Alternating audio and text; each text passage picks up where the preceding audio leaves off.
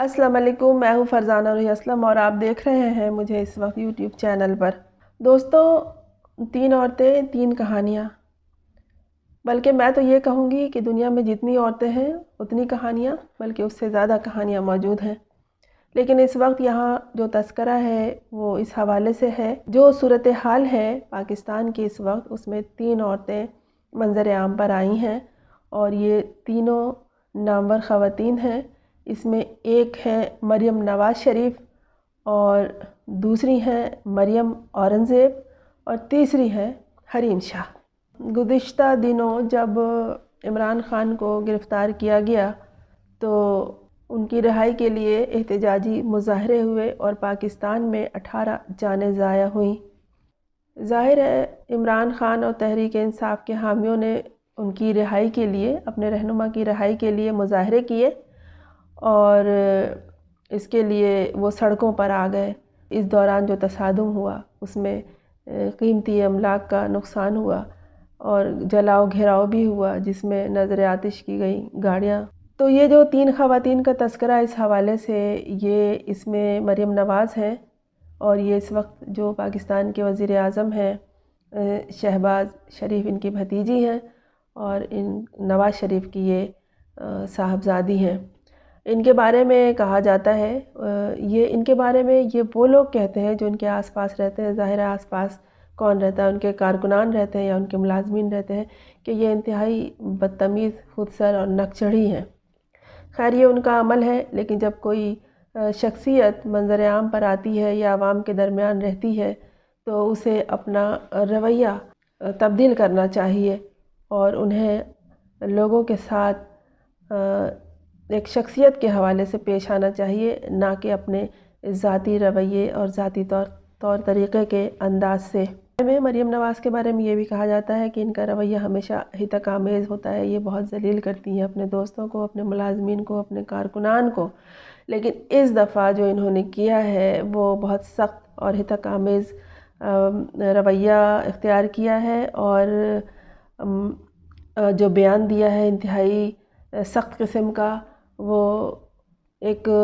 اگر کوئی رہنما ہے تو اسے اس طرح کی زبان استعمال نہیں کرنی چاہیے۔ عمران خان کو گرفتاری کے بعد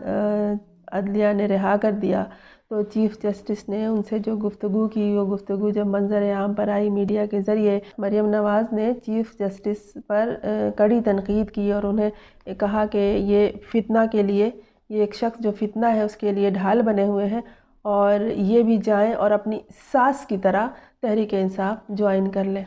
تو جناب ساس بہو کی بات جہاں آ جاتی ہے تو یہ تو گھریلو طریقہ ہے، گھریلو انداز ہے، تو انہوں نے اس انداز میں بات کی، یہ بھول گئی یہ کون ہے اور کس سے مخاطب ہیں۔ اگر آپ ایک عام آدمی بھی ہے تو چیف جسٹس یا اس طرح کے سرکردہ افراد کو مخاطب کرتے ہوئے انہیں بہت سنبھل کے اپنی زبان کا استعمال کرنا چاہیے۔ اچھا، دوسری خاتون یہاں مریم اورنگزیب ہیں، یہ اس وقت وزیر اطلاعات ہیں، اور ان کی کیا کہانی ہے؟ ظاہر ہے ان کے بھی اپنے کردار کی ایک کہانی ہے، یہ اس عہدے تک کس طرح پہنچیں، یہ نون لیگ میں کس طرح شامل ہوئیں، یہ پوری ایک کہانی ہے اور باقاعدہ یہ شائع ہوئی ہے۔ اس سے قطع نظر اس وقت جب کہ مشکل وقت تھا پاکستان پر اور تمام شہروں میں عوام اپنے لیڈر کے لیے احتجاج کر رہی تھی، تو انہوں نے بھی اسی طرح کا ایک شر انگیز بیان دیا میڈیا پہ آ کے، جس کو پوری دنیا نے سنی۔ انہوں نے کہا کہ کل کو ججز کے گھروں میں گھس کر اگر کوئی، انہوں نے یہ بات اس لیے کہی کہ عمران خان کو جج نے رہا کر دیا تھا، عدلیہ نے رہا کیا تھا، ظاہر ہے جج نے اپنے ذاتی ثوابدید پہ تو رہا نہیں کیا ہوگا، تو انہوں نے یہ کہا کہ کل کو اگر کوئی گھس کر کسی جج کے گھر میں آگ لگا دے تو میں یہ پیشن گوئی کر رہی ہوں کہ ایسا ہوگا اور پھر کسی کا کل گھر نہیں بچے گا۔ باقاعدہ انہوں نے چیف جسٹس کو مخاطب کیا اور یہ دھمکی دی، اور یہ دھمکی انہوں نے میڈیا پہ آ کے دی، کہیں 4 لوگوں کے درمیان یا چوری چھپے نہیں دی، اسے پوری دنیا نے سنا ہے۔ میں نے تو اسے بہت مختصر کر کے اور بہت صاف ستھرے انداز میں بیان کیا ہے، اور یہ تو شارٹ کٹ اختیار کرنے والی خواتین کی بات ہے۔ اب آئیے، یہ تیسری خاتون ہے حریم شاہ یہ ٹک ٹاکر ہے، اور انہوں نے ان کی جو زندگی کی کہانی ہے وہ بھی ایک الگ کہانی ہے، اس سے بھی عوام مجھ سے زیادہ واقف ہے، لیکن انہوں نے اس صورتحال میں جس پہ عوام احتجاج کی طرف مائل تھی، لوگوں کا روزگار بند ہو گیا تھا، کیمبرج کے امتحانات کینسل ہوئے، اور لوکل امتحانات تو کینسل ہوئے کیمبرج کا تذکرہ اس لیے یہاں ہے کہ کیمبرج امتحانات بہت کم ہی کینسل کرتی ہے، اور کوئی ایسا عالمی مسئلہ ہو تو اس وقت کرتی ہے، جیسے کووڈ میں ہوا تھا، لیکن اس دفعہ یہاں ہوا پاکستان میں کیمبرج کا امتحان کینسل ہوا۔ انٹرنیٹ چونکہ بند ہوئے تو پھر نیٹ کی وجہ سے لوگوں کے روزگار بند ہوئے، لوگوں کا آپس میں رابطہ ختم ہوا، آن لائن سروس بند ہو گئی، آن لائن جتنے بزنس چلتے ہیں کووڈ کے بعد آن لائن بزنس بہت زیادہ استعمال ہونے لگا ہے، بلکہ زندگی ہو ہی گئی ہے آن لائن۔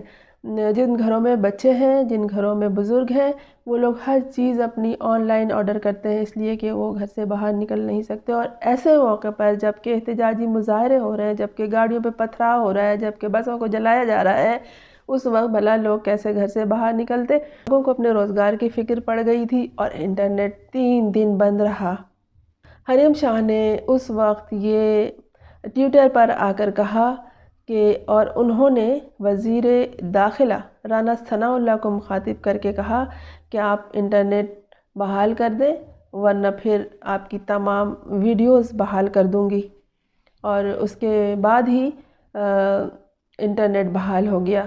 عوام جو یہ کہہ رہی ہیں کہ یہ سب کچھ حریم شاہ کی دھمکی کی وجہ سے ہوا ہے، اور حریم شاہ نے جو دھمکی دی وہ عوام کے حوالے سے دی۔ صرف انٹرنیٹ سروس بند ہونے کی وجہ سے لاکھوں کا نقصان ہوا ہے، پاکستان کو بھی نقصان ہوا انٹرنیٹ سروس کی بندش کی وجہ سے، اور یہ حریم شاہ کی ایک دھمکی کام آ گئی۔ یہ اچانک انٹرنیٹ بند ہونے سے عوام کو شدید دھچکا پہنچا تھا، اور ایک ان کی دھمکی کے فوراً بعد ہی جب انٹرنیٹ سروس بحال ہو گئی تو عوام کو چین سکون آیا، اور وہ اپنے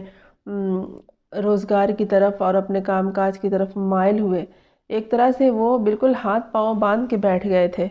2 خواتین کا جو میں نے تذکرہ کیا، مریم نواز اور مریم اورنگزیب، ان دونوں کی دھمکیوں کو تو کچھ سمجھا ہی نہیں گیا، بلکہ عوام نے یہ تیسری دھمکی جو تھی صورتحال کے موقع پر حریم شاہ کی، اس کا خیر مقدم کیا، کیونکہ یہ دھمکی عوام کے لیے مفید ثابت ہوئی۔